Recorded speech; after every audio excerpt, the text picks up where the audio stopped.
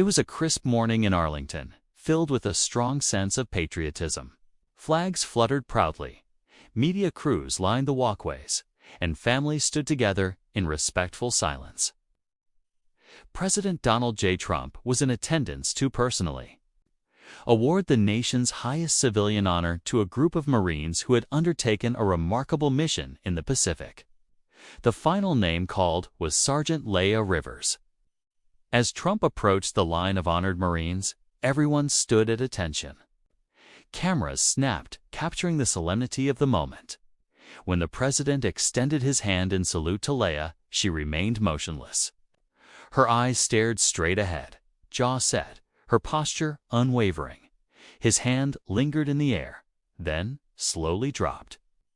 Murmurs spread through the crowd. A few gasped. The media captured every second.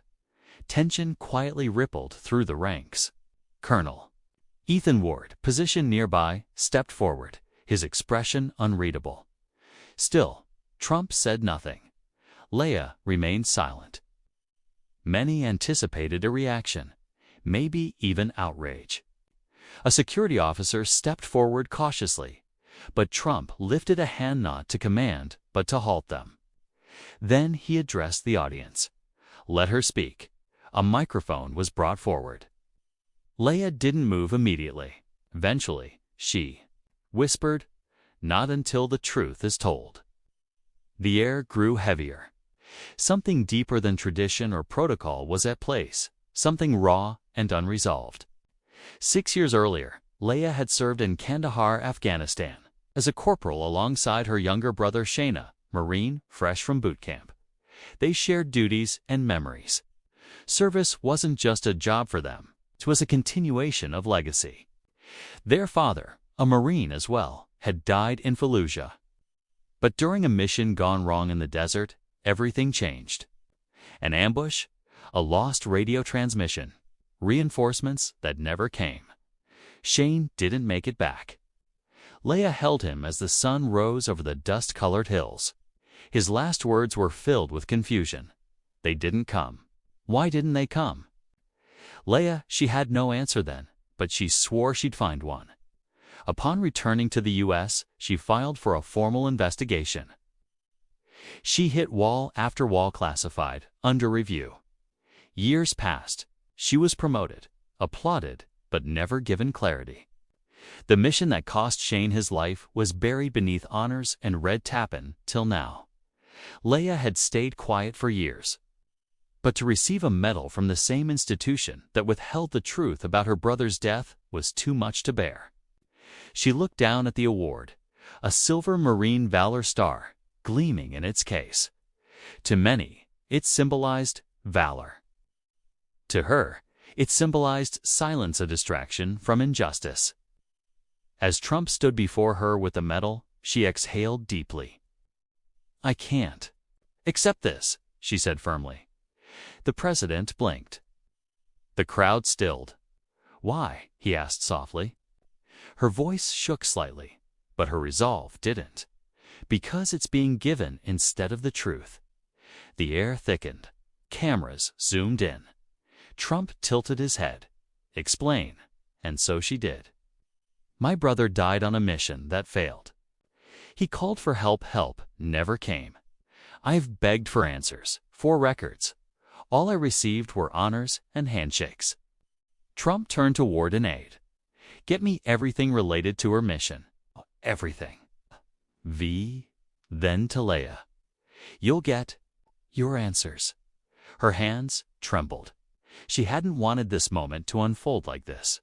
Not publicly, not defiantly. But she needed justice. For Shane, for every Marine still wondering if their lives were expendable.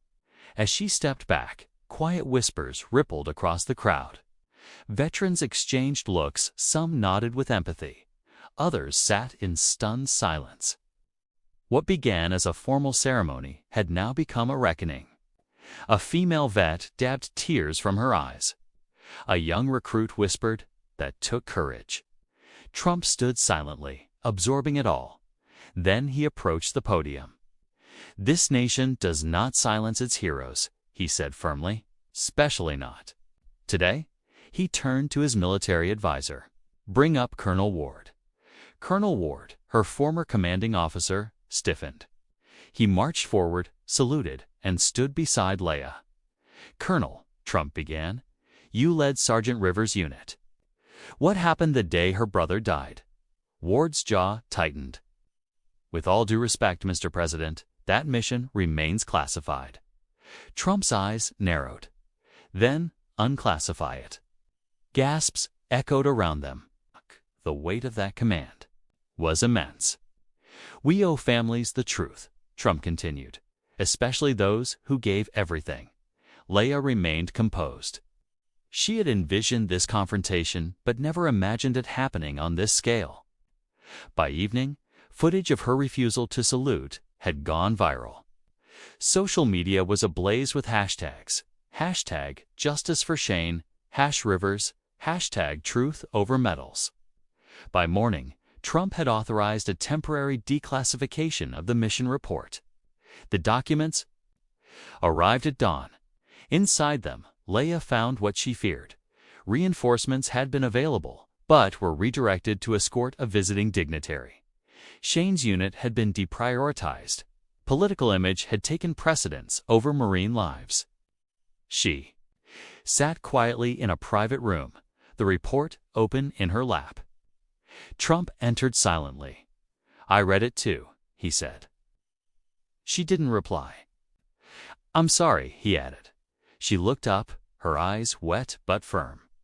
He died thinking no one cared. Trump nodded solemnly. Then let's make sure no one forgets him. She hadn't wanted revenge.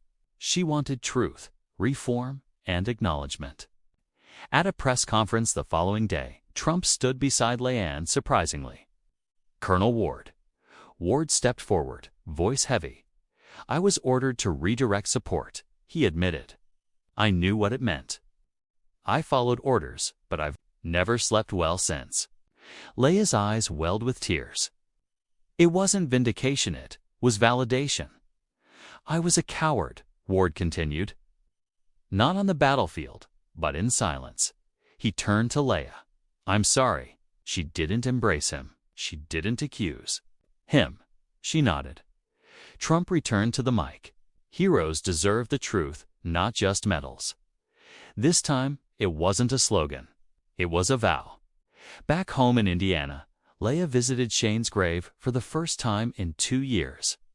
Kneeling at the headstone, now adorned with flowers from strangers, she felt a flicker of peace.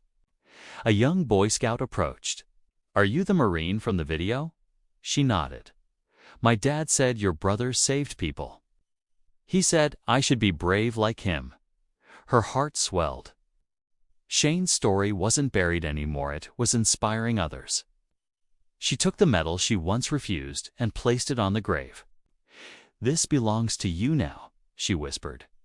Soon after, a group of local Marines arrived. One by one, they saluted the grave. No words, just reverence. The media called it the salute that shook the nation. Public debates exploded. Was Leia's act disrespectful or heroic? The majority stood with her. The Pentagon launched a full audit of acceptable loss cases. Military families across the country began sharing stories that had been locked away for decades. Trump initiated Project Valor Truth, a commission to investigate mishandled missions and honor overlooked sacrifices. It wasn't just symbolic, it was real change. And it began with one woman refusing to salute. Weeks later, Leia received a letter in familiar cursive. Dear Sergeant Rivers, I was with Shane that day. Saved me. I lost touch after deployment, but I saw you on the news. I want you to know he was the bravest man I ever met. I'm alive because of him. Thank you for speaking up. Corporal Luis A. Ramirez. Her hands shook. For years, she'd wondered if Shane's death had meant anything. Now she knew. She found Luis and they met. Their embrace was more than reunion, was healing. Luis handed her Shane's journal, recovered from the battlefield and preserved all these years. Inside, training. Notes, jokes, dreams of opening a gym. But one line stood out. "If anything happens to me, tell Leia I'm proud of her. She's the bravest person I know." She wept, not from grief, but from peace. At a National Veteran Summit, Leia took the stage, not just a Marine now, but a voice. "I didn't mean to defy," she said. "I just wanted the truth for my brother, for your sons and daughters, for all who never came home." The crowd rose before she finished. Her message echoed, "Truth is not unpatriotic. It's the highest form of patriotism." Trump held a second ceremony, this time private. Only Leia, her mother, and a folded flag were present. He handed her the same medal again. This time, she accepted it not for herself, but for Shane. For all those who never got to choose, she said, placing it in a shadow box beside his photo. Trump saluted. She returned it with tears and pride. Inside bases across the country, soldiers began requesting ethics sessions on accountability. Some pushed for the Leia clause, to be added to training, an informal reminder to value lives over optics. What started as a viral moment had sparked a shift in culture. Back home, Leia sat beside her mother. "Grace, I didn't want you to be a hero," her mother said. "I just wanted you safe." "So did I," Leia replied. They talked openly about Shane, about silence, and about how courage isn't always on the battlefield. Sometimes it's in choosing not to salute. Their hometown renamed a school, Shane Rivers Elementary. During the dedication, children released red, white, and blue balloons into the sky. Leia smiled through tears. "He always wanted to teach," she laughed. "Now he will." An old friend from boot camp called. "Hugh said what I couldn't." They said, "You told the truth." One by one, Marines began speaking out, not to shame the system, but to heal it. Silence gave way to strength. Netflix announced a documentary, The Salute That Shook the Nation. Leia hesitated, but agreed. It wasn't just her story, it belonged to Shane, Louise, and every silent soldier. In a dream, she saw Shane whole, smiling. "You did it," he said. She woke crying, but this time, from peace. A year later, Trump visited Shane's grave. No cameras, no press, just a plaque. "Truth delivered. Sacrifice never forgotten." A wreath lay beside it, signed DJT. Leia retired from active duty 2 years later. She now runs Operation Open File, a nonprofit for military families seeking answers. Every month, letters arrive from mothers, siblings, and spouses. Each time she reads one, she whispers the same words.